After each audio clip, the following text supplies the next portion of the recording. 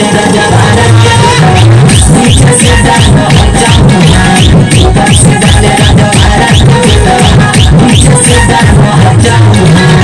फिर जब से चढ़ल पगना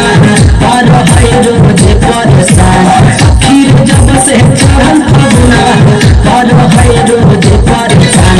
ऊपर से डाले राजा भारत के बेटा नीचे से हजा ऊपर से डाले राजा भारत के बेटा नीचे से डालो हजा दादा।